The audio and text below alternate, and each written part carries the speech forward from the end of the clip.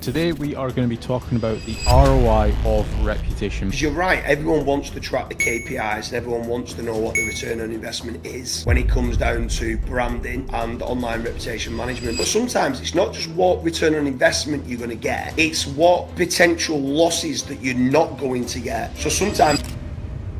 So today we are going to be talking about the ROI of reputation management. I am joined with James. How you doing? So obviously people want to invest in reputation management, and the first thing when it comes to investing in anything is tracking the ROI and making certain it obviously works for your business. So what are some things that you're going to be looking at or checking when it comes to tracking ROI? Do you know what? This is an absolute great debate, and I have this quite a lot with different business partners. Everyone wants to track the KPIs and everyone wants to know what the return on investment is when it comes down to branding and online reputation management. But sometimes it's not just what return on investment you're going to get, it's what potential losses that you're not going to get. So sometimes it's a defense mechanism to make certain that you're getting rid of the one-star reviews that are showing up, to make certain that you still stand the best chances of winning work. So sometimes it's difficult to put an exact number from a return on investment on it. It falls in line with branding, and sometimes it's difficult to put a figure on. I think every single business that's looking to grow should put a degree of money to one side for branding and reputation management, and not specifically tracking a return on investment on there. So it's a bit of a caveat, a bit of a spin on the question of what you're saying. I believe certain business owners shouldn't be tracking an ROI for ORM services. Right, okay. That's put a spanner in the works. Let's say, for example, you start to do ORM for 12 months, right? Is there anything that you would be looking at, like, for example, increased revenue, or maybe you're looking at like certain keywords to think, okay, now if I was to get a negative review, it would be a lot harder for that negative to actually rank. Is there certain things like that you're looking?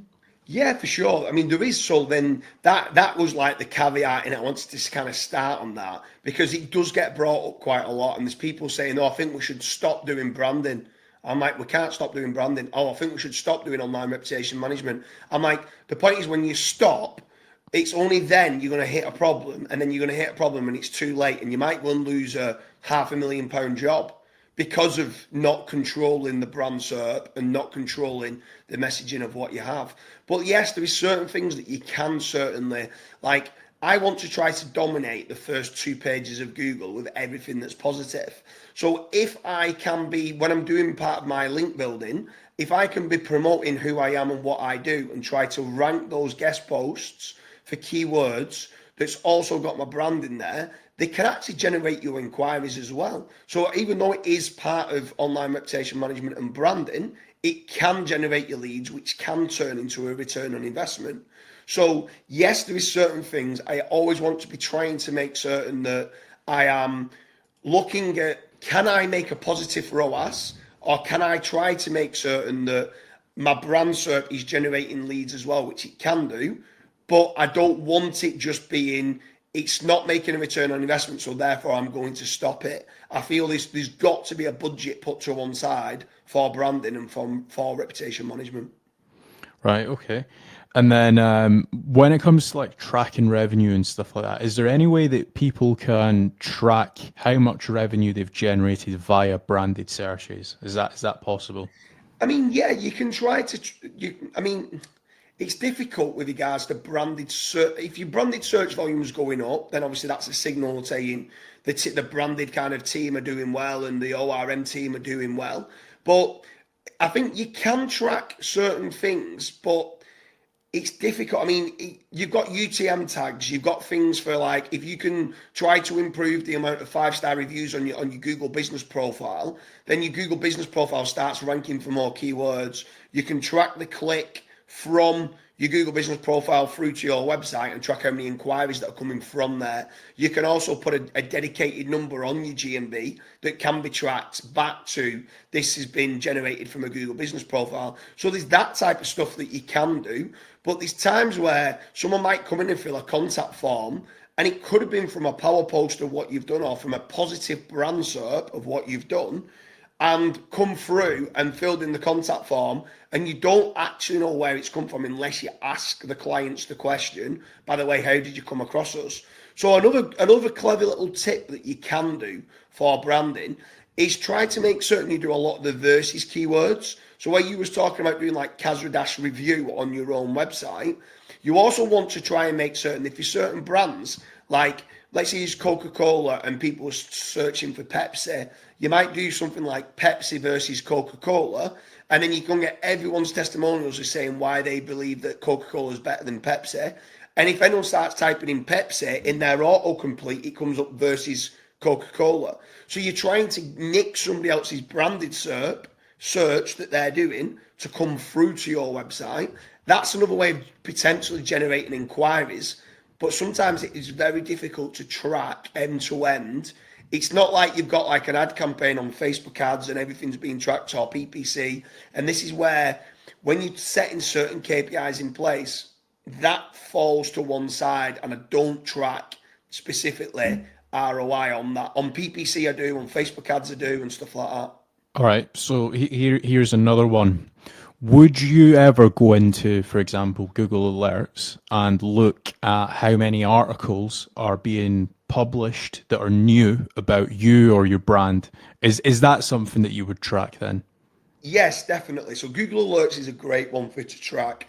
The amount of referring domains is another one that's good to track with regards to, is this a positive review? I want as many positive reviews as I can online. Obviously, you'll know as well that the more referring domains and the more backlinks or the more even unlinked mentions online about your brand, the better in time your brand and your website will start to rank. So you can track certain things like, because another caveat to all this is how many sites have been hit with a helpful content update. Now, you go and speak to 90% of people who say, why have they been hit from the helpful content update? And people say brands have been protected. So, and brands have not been hit as hard as like a local site or an affiliate site that's got no brand search. So there's also elements to do with SEO that this should form part of your SEO. It's these like the foundational setup that what you should be doing, which then can increase rankings, which then increases impressions and clicks, which then increases the amount of leads or how many sales that you do online. So it's all a knock-on effect that you should just be doing. They're the foundations of building a house. Then you need foundations. You wouldn't build a house on quicksand. So don't go and build your website on a foundation that's not got brand, that's not got a reputation management set up.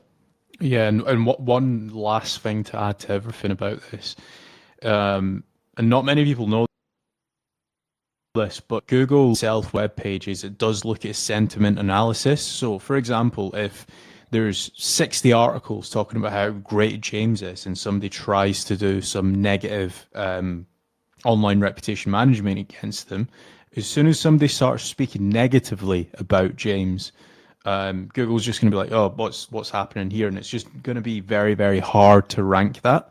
So it's kind of like what you were saying, like build the castle walls before like the attack actually comes in. So it's always a good thing to think about now as opposed to after. Yeah, for sure. Yeah. Yeah. So that has been our video on negative or tracking online reputation management and the ROI behind it. If you guys do have any questions, feel free to drop them down below. Or if you are struggling with online reputation management, head over to fatrank.com and fill in the contact form.